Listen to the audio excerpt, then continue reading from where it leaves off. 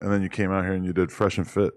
Yeah, I did Fresh and Fit, got cancelled. You got canceled I got cancelled for going on Fresh and Fit. because of anything in particular that you said, or just because you associated with them? So I booked my trip to appear on Fresh and Fit in August, Right. and the trip didn't take place until December.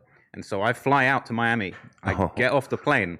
I turn on my phone, and the first thing I see on Instagram is the Joe Budden clip canceling them. Right. And you just happened to be there at the exact moment. I remember this. Yeah. I was the first guest after them being cancelled for saying they don't date black women. And right. I caught a lot of flack. And it was kind of hella people were like, yo, don't go on. Don't appear on the show. And I was like, I've flown all the way out here. I'm appearing on the show. Right. It's happening.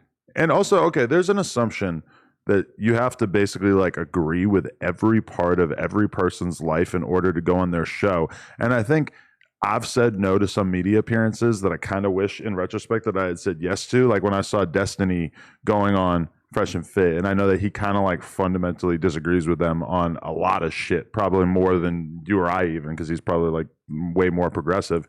And I respect that he was able to go into a place where he was able to find common ground, and then he was also able to sort of pick at the things that he disagrees with them on, and perhaps that's how you're going to influence an audience, is not by just completely exiling yourself and saying, I'm never going to fuck with anybody because they maybe said something controversial. Like, even if you thought that them saying that they don't want to date black women was the most abhorrent thing you had ever heard in your life, why would you not still want to use that platform to maybe have a conversation about how you feel about that if it's so important to you, or just you could have a conversation outside of that one controversial opinion, right? Yeah, I mean, my whole thing was just like, I want my audience to see me on Fresh and Fit surrounded by the thotties because it will be hilarious. How do you like that vibe? I mean, when I was actually in it was extremely uncomfortable. Was it uncomfortable? I mean, I'm just like a fish out of water. I'm not used to the Miami thoughts. Obviously, yeah. I've watched my fair share of Fresh and Fit. Right. But like, you know what I'm saying? That's not my...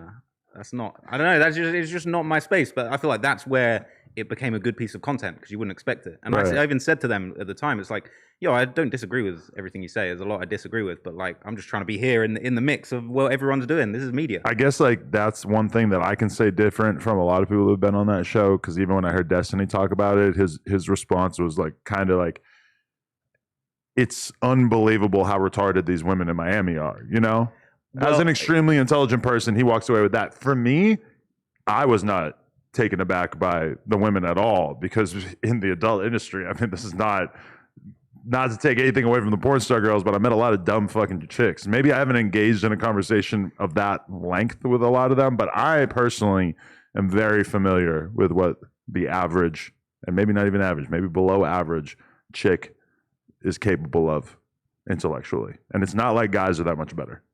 Well, or better at all, actually, even. It's like, I'm from a small town in England, right? So the types of things that the women in my area, or like the women I dealt with coming up, would say or believe is just a complete different planet to what the Fresh and Fit girls are on. I mean, I remember when I first started getting into the show, watching Myron argue with these chicks, and they're like, I want a guy that makes 7 figures a year, standard.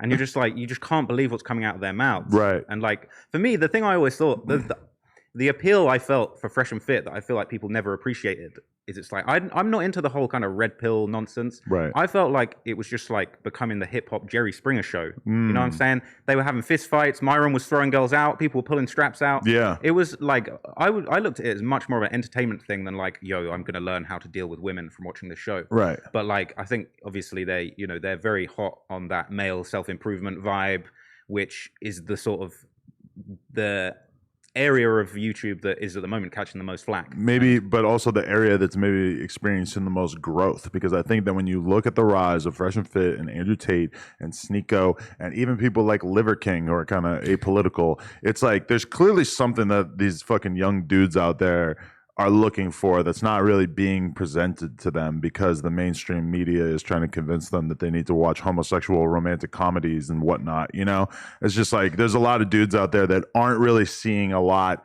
that speaks to their desire to understand their own masculinity. So as a result, they're sort of forced into these red pill communities one way or another.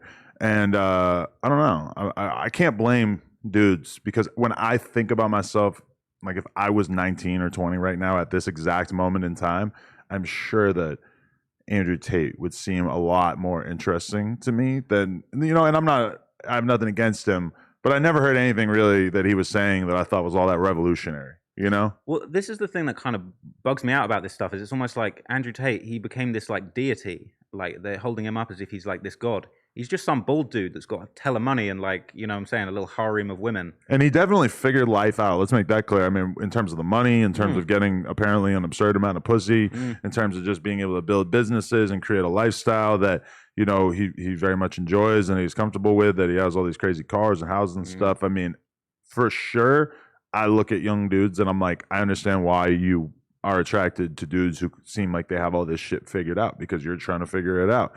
But in terms of like, yeah, a lot of the girl stuff, it's like, listen, like the fact that a lot of chicks basically never have to develop any kind of fucking intelligence to get pretty far in life just because they're hot. We all know this. This is an obvious truth. Well, I don't really feel like it's that necessary or that it's that revolutionary to like shed some light on it. Like, of course, I could say that a lot of the most beautiful women I've met in my entire life are the dumbest fucking people on earth.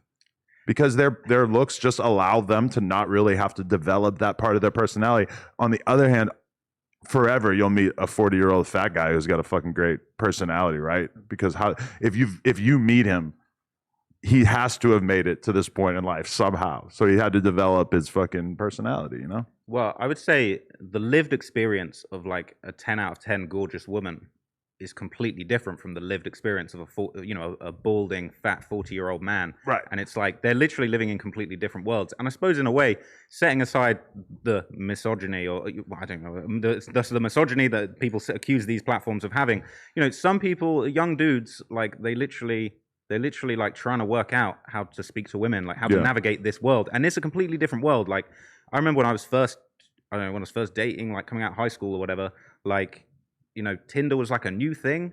It's like the entire dynamics of dating has completely changed in the last 10 years. And these people are teaching like the new rules of the game. All right, people, we just hit 300,000 subscribers. You know we're trying to hit 400,000 subscribers. So that little red button, tap it, tap in.